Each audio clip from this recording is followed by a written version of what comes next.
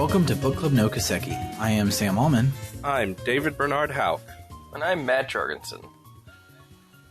And the segment of Falcom's Kiseki series we'll be playing today is the prologue. It's not the prologue. Jesus Christ. That's what I get for reading the template and not editing the template.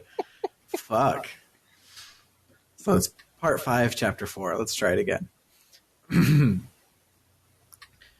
Hello, and welcome to Bookclub no Kiseki. I am Sam Allman. I'm David Bernard Houck. And I'm Matt Jorgensen.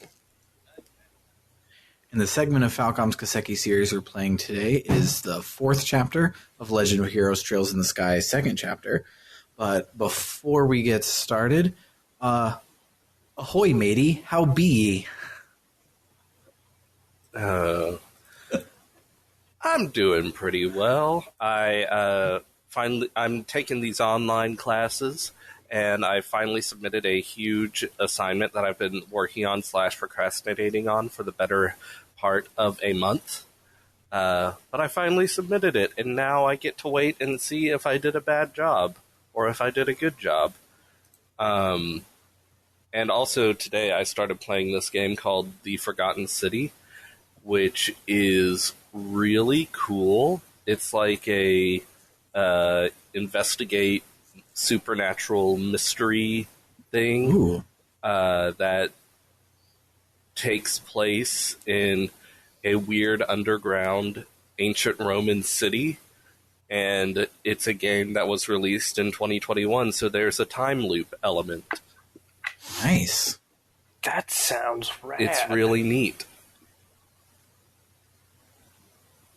Yeah, it does sound really good. What's it for? PS4 and probably Xbox. Cool. It apparently started out as a Skyrim mod, and but now it's its full-blown game. Nice. What about you, Matt? What have you been up to? Oh, I've been up to a whole lot. Where to even start? I got through my training at GameStop. That was weird. Weird because I haven't done like person-to-person or like voice-to-voice customer service in 7 years. Mm-hmm. And like it feels like the riding the bike thing where you don't forget on the inside, but then on the outside when you actually go to practice it, you're like, I don't know what to tell you. So I'm going to say, hey man, if you have any questions, I'm going to be over there. Every time. And it gets weird. But I got the rust off. I figured out all that shenanigans. All the sales and such. It's fine. It's a just fine job. Have you been practicing enough sports words for when people come in and say that they want to get the new 2K? And they ask you, which one do you think is better? 2K or EA Sports? I don't even know what the actual things are because I don't game. See, here's the secret. Most folks that come in to play 2K, if you tell them your favorite game's MLB, they'll stop talking to you, and vice versa. So that's what I do. Like, oh yeah, I haven't tried the new 2K. I'm too busy playing MLB The Show. Oh, sorry, I haven't played MLB The Show. I've been playing too much 2K. But we're both still in the store. Which one's true? And then you get cornered. You know, I actually enjoy playing baseball, so we're going to go with that one. I've heard MLB The Show is actually like a phenomenal video game. I've heard that too. Before you stand two GameStop employees, one of them plays MLB and only tells the truth. The other plays 2K and only tells lies.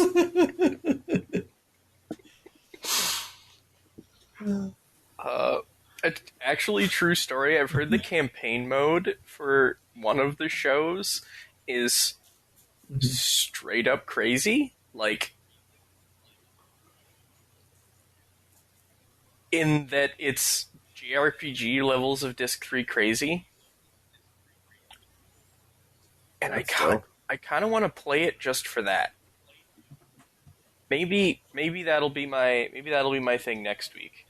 Well, guys, I decided to do that, and now for some reason I'm playing a baseball game against God to see who the universe lives.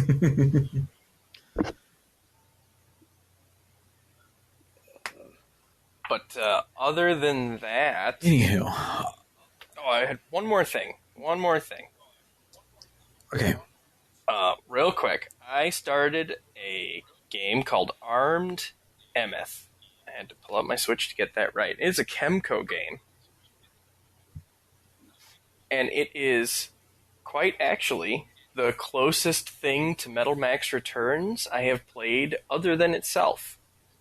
It doesn't use tanks, it uses like these little... What was it called again? Armed Emeth. Armed as in armed. Emeth as in E-M-E-T-H.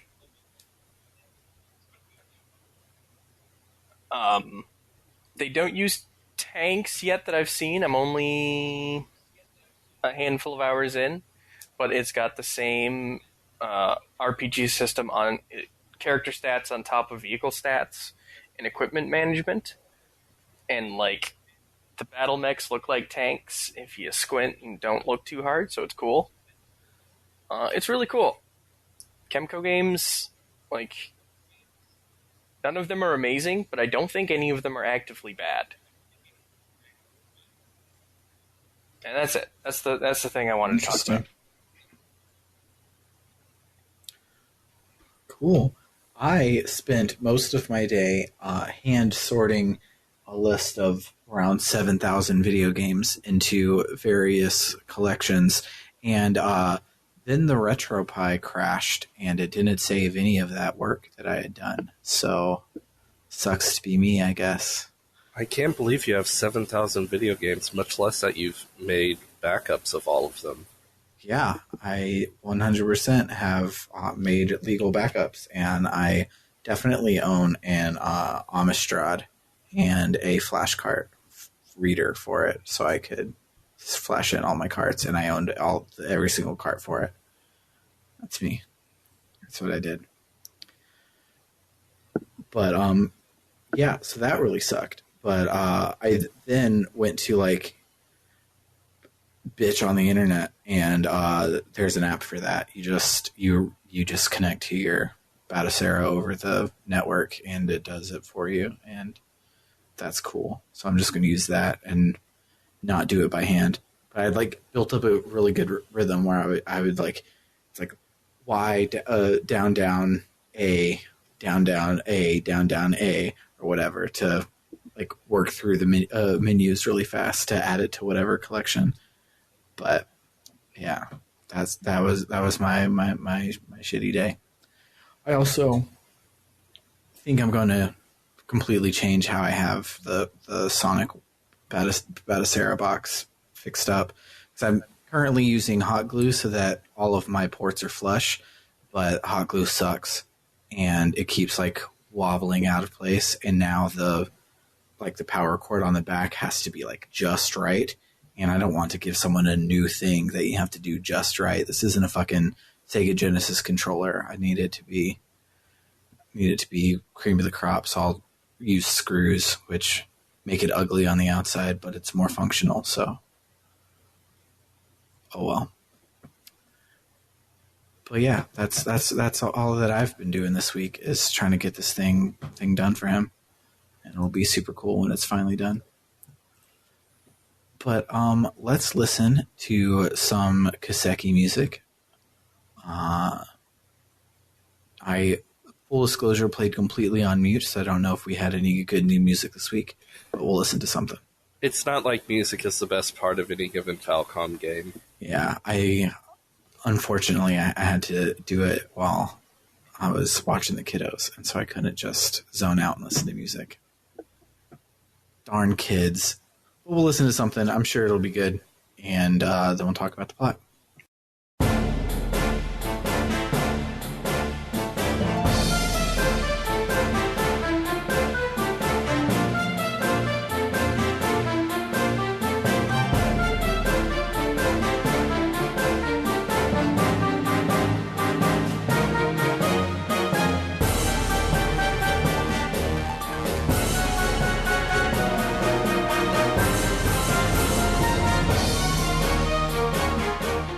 right, Matt, take it away. All right. We come back from the absolute torrent of story content last week with a somewhat more standard story, and I actually kind of like the juxtaposition, but we'll get to that later because my notes got all wibbly wobbly. Anyway, the intermission opens on a winterscape. We see an Erebonian officer having a conversation with some liberal guards who've captured an airship. It is a very fancy airship. We find out that it used to belong to the Capwas. It was on loan, and that person wants it back. They're talking about guard stuff, and it is immediately interrupted by Dorothy. Mm-hmm. She's great. I love her. She takes some pictures. They talk briefly, and we shift to some more guards doing some more guard things. They get bushwhacked by Joshua. I'm very happy I got to use that word in its proper context this week. And it becomes pretty immediately clear that they're planning on stealing the ship back. Joshua's doing some sneaky Sam Fisher stuff, and he manages to get the key back. Wait, nope. I have scrolled too far. I was like, key. Joshua and the Capwas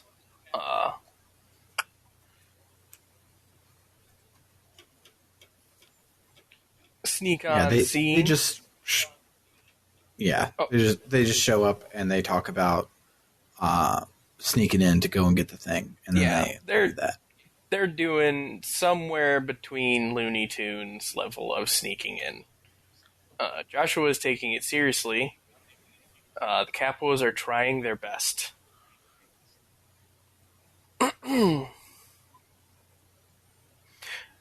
Joshua knocks out some guards. It's important. Go ahead. It's important to notice that we are playing as Joshua currently. Yes, sorry. Joshua is the meat suit we are currently riding. Yes. As he's sneaking around, knocking out guards, we do get some downtime with some Dragon Ball-like talk about how Joshua's getting more powerful and better at what he's doing. We knock out guard captain and snag the key, at which point we shift back to Dorothy and the Erebonian soldier, who we found out his name is Mueller, having a nice dinner. They're having normal dinner talk with some stereotypical stuff about terrible taste of arming food. And entertainingly from there, we kind of zoom out to see the Capwas and Joshua just like sneaking past under the window to get to the ship. Mm-hmm. Which we do make it to. The Capwas do waste just enough time to have to fight some guards. Boy, oh boy, is there combat. The Capwas are intended to be comical, and it carries forward in how they perform combat. Thankfully, Joshua is there to carry the entire situation. We sneak aboard the ship, go to get it started. There's some more talk about Joshua getting more proficient and better at what he's doing.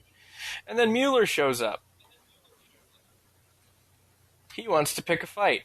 I hated this fight because he is very good. So the guide I was following, I actually didn't look at the instructions for this fight, but later I happened to glance at them and I noticed it said, you can't win this fight. It's one of those you have to lose battles. Then edit, someone told me you actually can win this fight. And I was like, okay, this fight was hard, but it wasn't that hard. Yeah, it was kind of easy for me. Like, I had to accept that Josette was going to die, and then after I did that, I got into a good rhythm of attacking and healing, and there weren't really any big surprises. See, Yeah, I'm a little under leveled, and I was doing fine. the guide I followed did not say you could optionally lose this fight. But it gave, like, complicated instructions on stacking, like, debuffs on him. And, like, I was kind of getting the order right. But not enough to, like, make the fight quick and easy. Just long. Alright. So we either win or lose the fight. There is some exposition. We find out that Joshua is Joshua Astray, lost child of Hamel. I'm hoping that'll mean something later. Well, we know that Hamel is the missing village from the prologue of this game. Yes. It was a village that was destroyed in the war, I believe. And nobody's really heard anything about it since. The reason I'm hoping it, and clearly it will pick up some more meaning because of the emphasis here, I'm guessing. But so far, I've been under the impression that Hamel was kind of a smaller rural village, and in the grand scheme of things, kind of tucked away and removed. So it would be... Anyway, we'll find out. Yeah. But now that you mention it, it would be a little weird for a Erebonian dignitary from across the way to know about the tiny bumfuck town in the middle of Liberal. So maybe that's why I'm thinking that maybe there's something to it, or maybe it's not. Maybe the guy was just there. Either way, with the conclusion of this information, the ship finally turns over. And Joshua and the Capuas skedaddle. Mueller gets all cryptic and says he has no choice but to help him. Then we get the proper beginning of the chapter, with Estelle on an airship to Bose. She's fretting over Joshua, but it's interrupted by Shara. Shara's here to cheer her up, and we transition into the normal pre-chapter walkabout with the chums.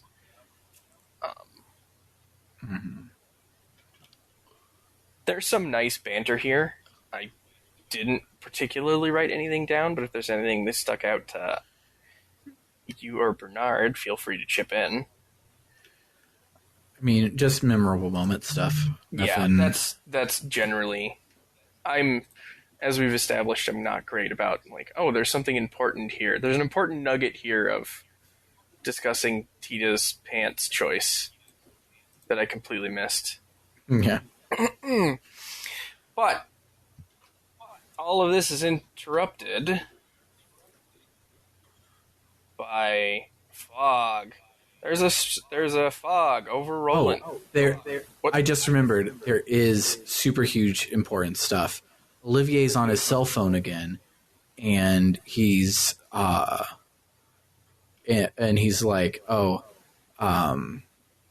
he says the reporter came to talk to Estelle, and Estelle seemed bothered after they spoke, and then he's listening, and he says, well, that answers that. That's fine. We don't need to report anything to the army yet. I imagine that he has predicted all of this anyways. To be honest, it was a little more than a wild guess. I suppose even jokes can be true. Don't raise your voice, so my friend. Regardless, you're to see our preparations the moment you return to the Bureau capital, so that he might intervene if possible. And as always, you have my special thanks. And then Estelle comes up and is like, "Who the fuck are you talking to?" And Olivier is like, so I can't really tell you, but I promise that we're on the same side, and I'm not like a Erebonian spy." And Estella's like, "I shouldn't trust you, but I do." Yeah, basically. I completely missed that. So, thank you. Yeah, no worries. Yes. En route to Bose, however, we see a fog over Roland. In fact, I believe we have we do have to stop here. I think it's actually even the... No, it's Shara who says we should stop. It was going the to. obvious The forest, ship had to stop in Roland anyway, but they're staying there because now the ships can't leave because there's too much fog. Yeah. And everyone was like, this is weird. Don't know how it would be a gospel, but it seems like there's something up here, so we're just going to stop and do Roland first. Yep. And We know Oliver we're going to have to do all of them, so we might as well do Roland first. Yep. Yes. Oliver states the obvious for us, and that this is the society's next experiment is probably here. We get off the ship.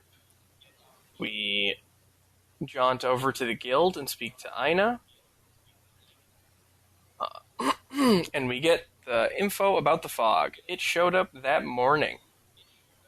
The party minus Estelle wants to stay and solve the problem.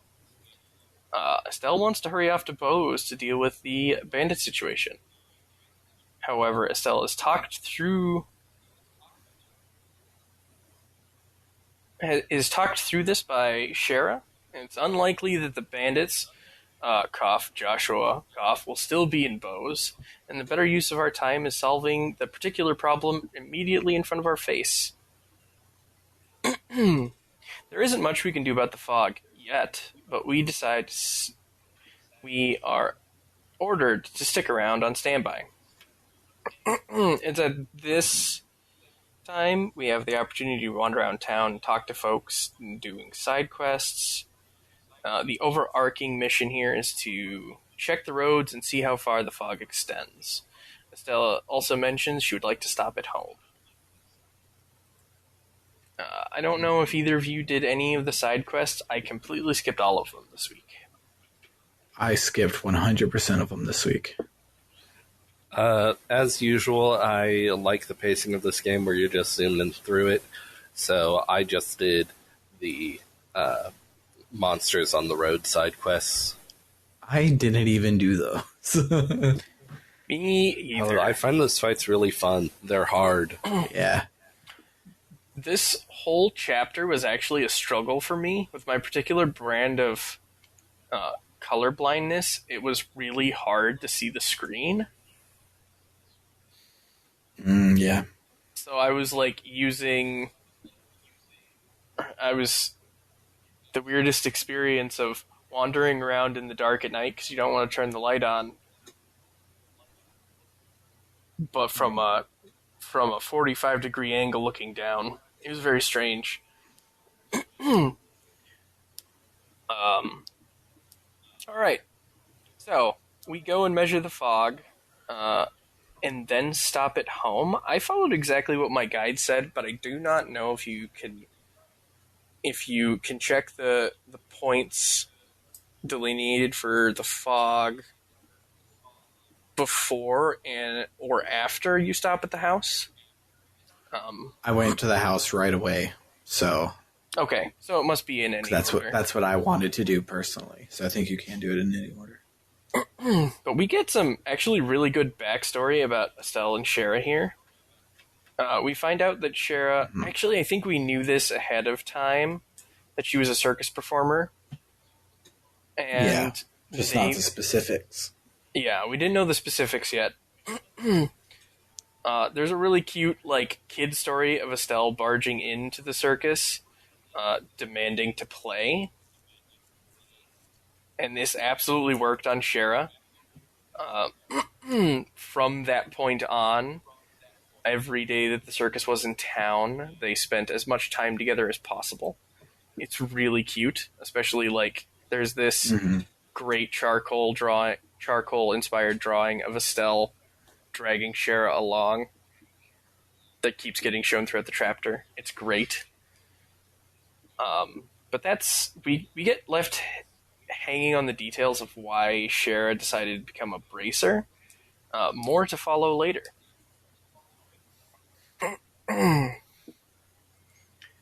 Here is where I did the remaining parts of the fog. We eventually head back to Roland, and we get a scene that is... I had to go back and relook, because I didn't think it was important, but it's actually really important. The gang hears a bell. Shara pauses at it, giving this game's version of, I think I might know more than I know, but I don't think I know that. But assures us we're fine. We head back to the guild hall from there. Shara seems about to spill the beans on whatever she's hiding this chapter, but wait, a cry for help. We rush outside to find out that folks are now collapsing in the streets and at home. I don't know about you, but I'm starting to maybe think this fog isn't just normal fog. We are tasked with going and checking on them. There's also a few more quests available here. I also did not do those quests because it didn't feel like a great place to stop and do quests. We run around and talk to the folks. I didn't even like check the bounty board this week. Like people were dying in the streets. Who am I to go and get a cat out of a tree? Yeah, I only know, like, because of how the story is structured, it feels really awkward to stop and do quests, so I wasn't checking it either. I only know they were there because the guide I'm following says, hey, don't do this next part if you want to do more board quests.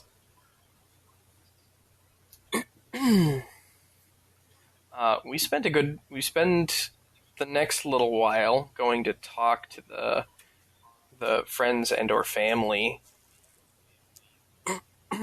of the now asleep folks. And we come up with just about nothing. Yeah, one little kid's playing hide and seek. One person's just on the street. There's no real clues here yet. It's not quite nothing. We do learn that there was a lady in black seen leaving the scene of one of the crimes. There was a bell heard at all of them, but the timing was a little different on all of them. But the most important thing was that no one saw them collapse. They just found the body in each time. I missed the part about the lady in black. That makes a lot more sense. Because I was at this point, I was sure are talking like these people are dead. Yeah, they're not dead, but they're just asleep. That's that. Literally, we talked to one of the old ladies that Estelle knows about her grandson, and he's asleep. She isn't concerned, which is interesting.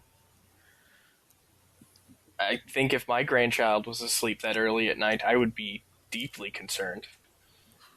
But maybe that's just a me family thing.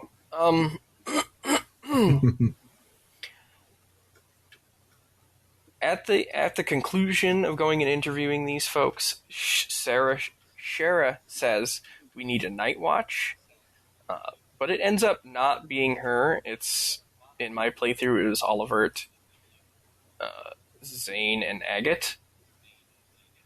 And it is because they are in actually a surprisingly gentle way for a JRPG, saying that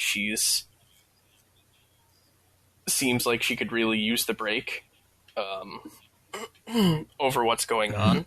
It at first looks like let us mans protect you women's that can kick our butts, but it really was just like, no, like, Estelle, you're heartbroken. Shara, you've been going nonstop, so y'all relax, chill out for a bit. We got your back.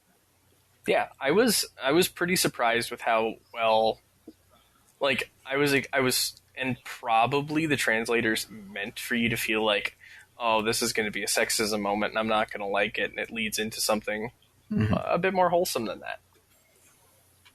that. So anyway, Estelle, Tita, Shara, and Chloe adjourned to the Bright House for some rest. Estelle wakes up in the middle of the night to find Shara also unable to sleep. Or no, Shara specifically unable to sleep. Shara is doing some tarot things. They have a really great moment here of sharing their concerns, and there's a particular line that, like, hit hard. Estelle asks Shara, "Do you have a minute?" And Shara responds with, and I quote, "Honey, you're practically my little sister. You have all my minutes. That's what older sisters are for." And I had to, like, walk away from my computer at this, because that's a really good line. It's at this juncture that Estelle shows Shara. Wow, I really did put a lot of alliteration in this. Estelle shows Shara the picture, and finally it's the concern and worry that's been bubbling away under the surface this whole chapter. She's worried about Joshua. What is he doing? Why is he there? Why does he look like he's done doing bad stuff with cold eyes and such? Shara treats this pretty amazingly and gives her guidance without a direct answer. Everyone would be better off with a Shara in their life. She sends Estelle off to bed and says some cryptic stuff about the tarots she was reading. In the morning, we go over to the guild and find out it was a fairly uneventful night. There's some funny stuff about Oliver complaining but still doing the job and still being in bed. But also the range of the fog has extended. Now it's out past the Purcell farm. If you recall, the Purcell farm was from the first game, was where one of Estelle's childhood friends lives. Our very first job as a bracer was going out there to punch animals. Yep, that's the one. There's some obvious concern, what with people going to sleep seemingly at random for them, so we rush out to check on them and find monsters made of fog. I didn't pick up that these were supposed to be made of fog. I thought they were like dirty rag monsters. Until later. But we get to fighting. Post-fight, we rush in to check on the Purcell family, but they are all asleep. This is a really devastating blow for Estelle. She starts to question herself, but Shara slaps the stupid out of her with words. And her hand. And her hand. Oh, that was supposed to be slaps the stupid out of her, but also with words. Grammar, it matters, folks. Once things settle down from that, Kevin shows up. He says, "Well, I was in the neighborhood because maybe there's a gospel here and shit's bad, but instead of doing that, I'll stay here and take care of things, so you guys can go." Pretty convenient, Kevin. I like the way you think. We rush off to Roland.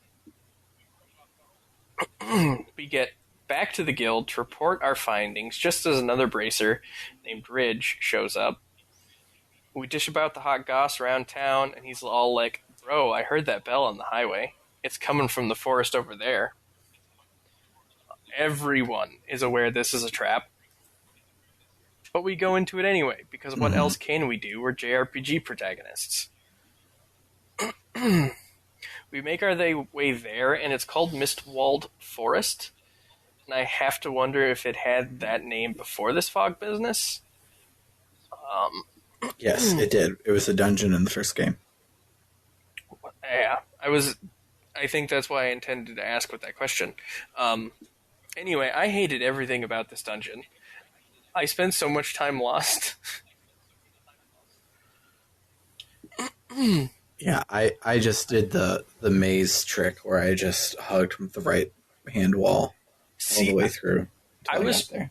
I was trying to do that, but at some point I realized that I wasn't hugging the wall anymore. I was just being really close to it, so I wasn't like jutting in. It was not great for me.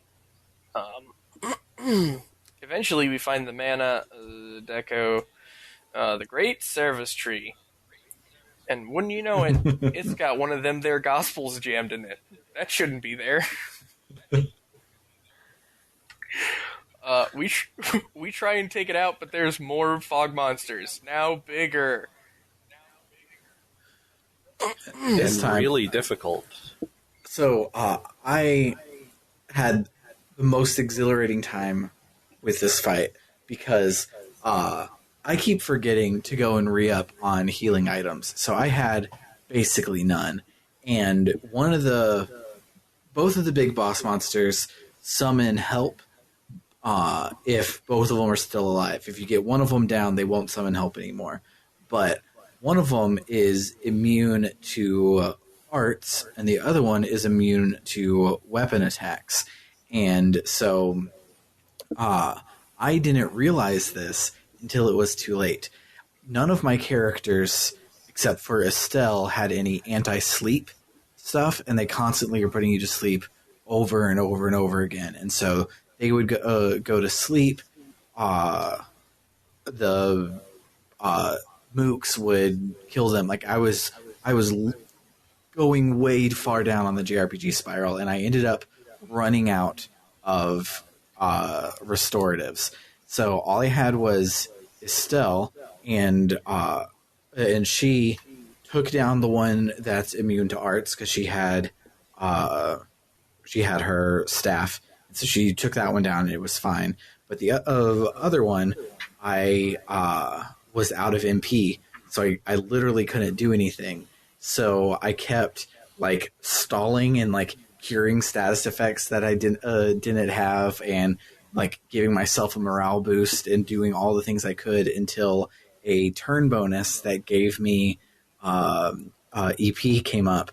Then I used that to revive another character so that I could actually get it down. And it was very like dodging all the things and interacting with all the mechanics. It was really hard and a lot of fun, and I like fist pumped the air when I beat it.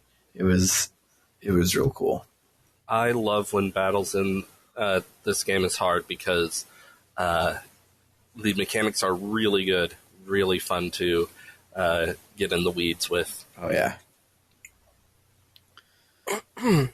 I Prior to everyone but Estelle dying, though, this pissed me off because the little mooks all had like you need to use arts period to take down one of them, and all of the little mooks have arts canceling shit, and there's like 6 of them on fucking screen at once, and they just constantly will cancel the arts, and then the big ones will put it to sleep. And it was bullshit until I had an actual plan with Estelle, who happened to be immune to the main thing of the game. Yes, the arts canceling was very annoying. Yes. What was I gonna? Oh, I was gonna echo what Bernard said. When these games, not just this game, any of the games in any of the series that I have played thus far, when it challenges you and makes you interact with the mechanics, it's just so good. It's so good. Oh yeah. So, after we finish aforementioned boss fight, we hear a female voice taunt us before the screen goes black. And we are transported back to the Bright House.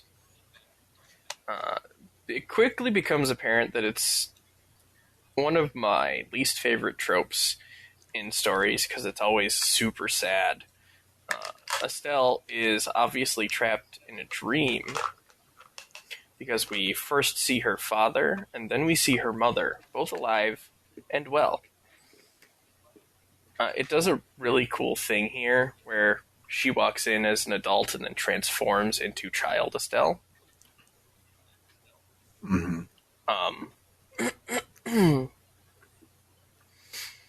We don't get a real sense of how long this dream is playing out, but we do get to see them as a happy family unit, which is both good background and extremely sad. We get a scene of Shara stopping over to play and say goodbye. And it is after this that Estelle starts to notice something is off. She goes looking for something.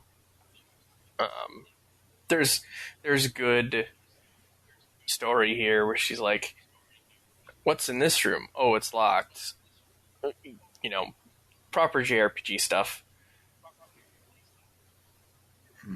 And finally, she finds Joshua.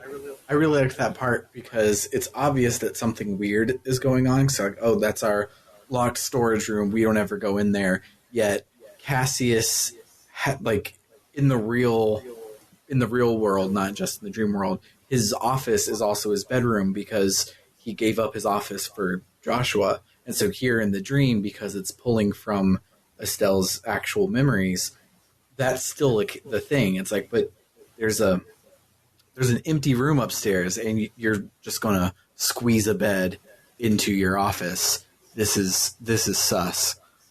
And it feels cool. okay. Did you ever play Fallout 3? No, I did not. So without getting into spoilers, there is a section that pulls you into... Well, there's multiple sections that do it. One in particular pulls you into a VR simulation that feels very much like this. At a quick glance around, the world looks happy and normal until you start looking at the seams of the details and like stuff starts falling apart. It's really interesting in that regard, and I liked it there, and I like the way they've put those small details here. But the thing she finds is Joshua's harmonica. There's a joke here moving forward that she takes it to Cassius and says, "Wow, this is an Arbonian harmonica. That's a big deal." She tries to play it and fusses around with it a little bit, and that's when things start to get a little weird. The screen goes black. The screen goes black, and suddenly Estelle's mother is talking to Estelle, knowing full well that she's a phantom and everything here is a dream world. They have a really sweet talk here. So there's a little bit of nuance that I wanted to highlight. So she's fiddling around with it, trying to play it, and that's when you can take it to Cassius or you can take it to Lena, and they both haven't seen it before. But if you try and play it anywhere in the house, you'll just make random harmonica noises. But if you play it on the balcony where Joshua would always serenade her playing his songs, she plays the Whereabouts of Light, the Joshua's harmonica song. And she plays it, and that's what like reawakens her as grown-up Estelle to talk to Lena. And I thought that was really, really cool. That is really cool.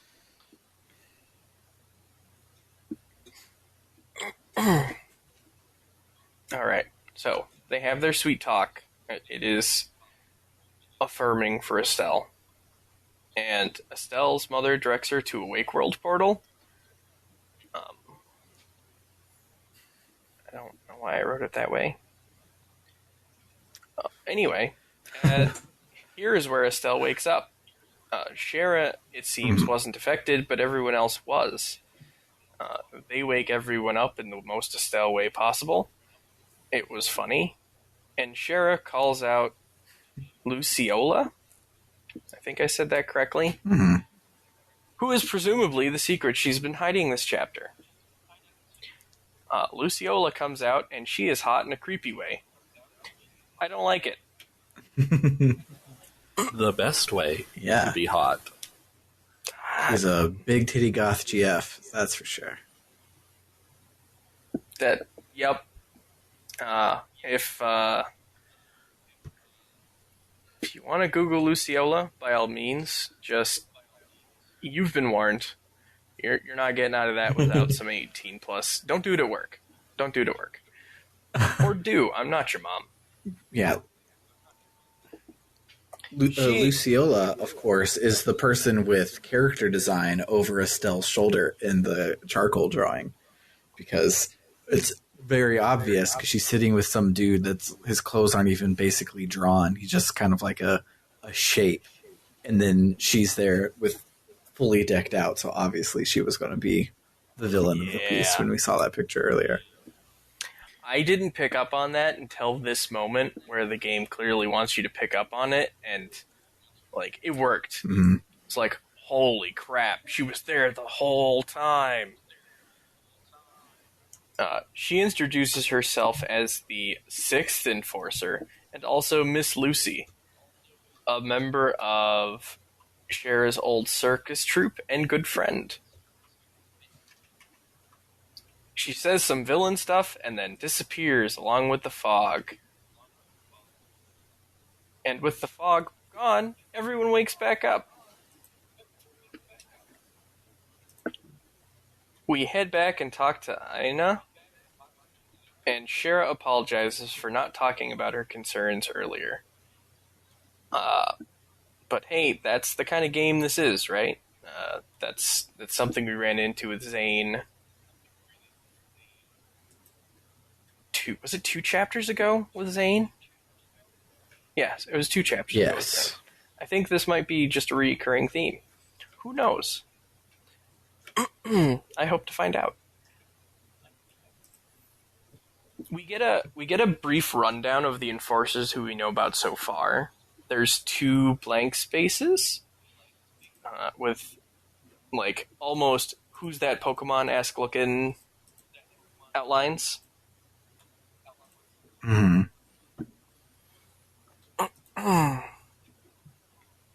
Which then leads into a really good character growth moment for Estelle.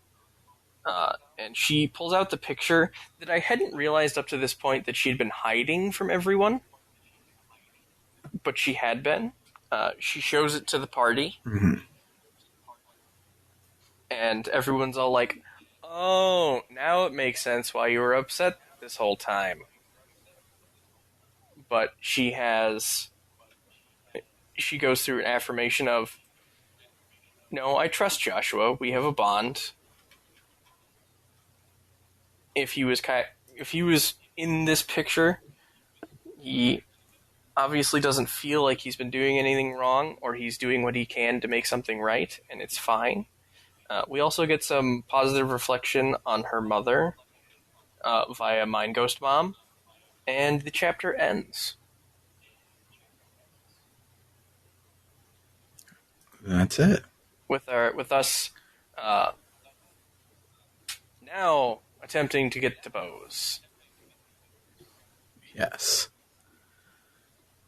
All right, so let's listen to some music and then talk about our memorable moments for the week.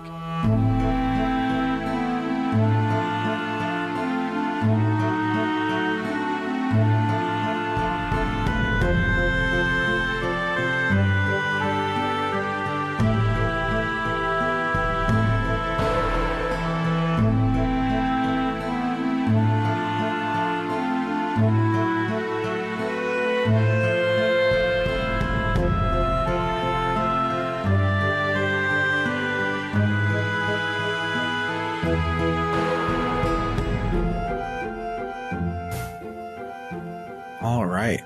Bernard, what memorable moments did you have this week? So, this is an extremely out-of-the-way piece of writing. I wouldn't have stumbled upon it if I hadn't happened to glance at the guide and at the right time and see that it was something I could do. But after the ladies stay at Estelle's house, if you go to the general store before going back to the Bracer Guild, Tita will recommend buying chocolate for all the dudes who stayed up all night. And everyone pitches in to buy chocolate, and then when you go to the Bracer Guild and reunite with the 3 people who stayed up all night doing the night watch, Tita gives them the chocolate, and it's a cute little scene. And I'm just constantly blown away by how much writing is in this game. Yeah. Because that is not something anyone would ever naturally come across. Yeah. So the first game, the chapter 1 had a bunch of writing where it was like after every single update you could go and talk to everyone in the town. Then like the rest of the game, it kind of like lessened that a little. But this game, they like dialed it up to 12. There are so many optional scenes, and like half the game so far has been different between my playthrough and your playthrough just because we picked a different party member at the beginning. And it's like woven in to the storyline, like all the stuff with Agate is like very specific to him and not just find and replace character names sort of thing.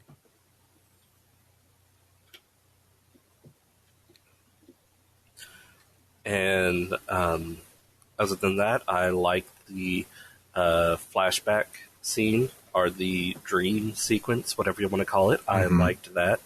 And I just had a lot of battles this week, which were very hard and kind of annoying, but I enjoyed being annoyed by them. Yeah, I love sucking at games and somehow winning. It's real good. Was that it for you? Yes. All right, so for mine, there are a lot of good bespoke sprite animations this time around. And there is a hug between Estelle and Tita that's really good. There are several characters getting slapped by other characters that are really good. There's just a whole lot of sprites doing things this week, and I really, really liked them. Other than that, I don't have my Vita with me. I was trying to find all of the... because I got quite a few good CGs this week, and the only one I could find was of baby Estelle with her mom and dad, which is real cute. I put it in the host chat if you want to look at it. But the CGs continue to be the best addition to this game. Oh, and while the CG is up is when Estelle is asking her mom and dad for a brother, which is hilarious because she has one, but hilarious because Cassius and Lena are afraid to tell her how babies are made, and it's just a good old scene. But parenting pro tip: tell your kids how babies are made, no matter how old they are. It's fine. Don't be weird about it. But that's all I had. What about you, Matt? There's a couple of small ones, but easily my favorite scene this week was the Midnight Rendezvous. Doesn't quite cover it, but the heart-to-heart with Shara and Estelle. Mm-hmm. As a younger sibling who had older siblings who tried and sometimes succeeded, sometimes failed, doing these same things, having these same sorts of conversations. This being nailed as well as it is, weirdly meant a lot to me. Mm-hmm. And it's just, it's just really good. It is. I don't, other than going through it verbatim and saying what aspects of it were really good, like I can't tell you any more past that. It's just, it's really, really good. Yeah, I really, really enjoy it.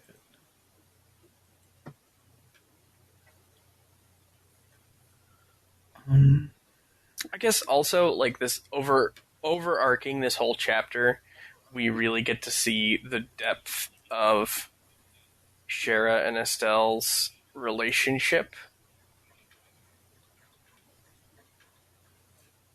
And I think that's really cool.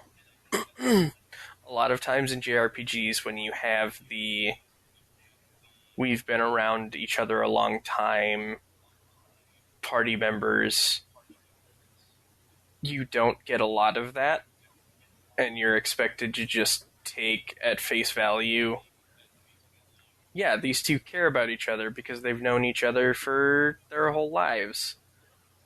But there's people I've known my whole life that I wouldn't, dare to have these kinds of conversations with, and people I've known a year that I would.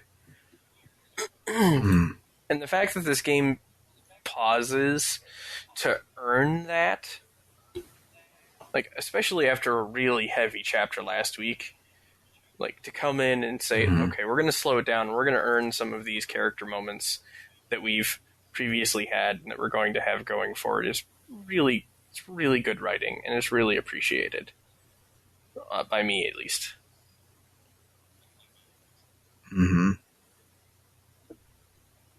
Okay, that's it. For me, anyway. Cool. I think that's all that I got. I was trying to remember what the other one was, but I don't feel like going and getting my Vita. It's in the living room, and Scarlett's sleeping in the living room tonight. I don't want to open that whole can of worms. So we could not do this series without the support of our Ko-Fi backers. So thanks to everyone who has been supporting us. If you are listening to this in the after times on the main feed, you can head on over to www.rpgbook.club and get a couple of more episodes a month before everybody else does. Next week, we will be playing Chapter 5, which is entitled, I just closed it because I'm stupid. And I was like, oh, I'm finishing up. I can close my notes. I don't need it anymore. Chapter 5 is called That Which One Must Protect. So it's probably not going to be super feelsy. Usually when you get into JRPGs and you're talking about protecting things and things being the most important to you, you don't feel anything whatsoever. It is definitely not going to make me cry. But we'll get there next week. And until then, for Book Club no Kiseki, I am Sam Allman. I'm David Bernard Howe. And I'm Matt Jorgensen. Adios, amigos.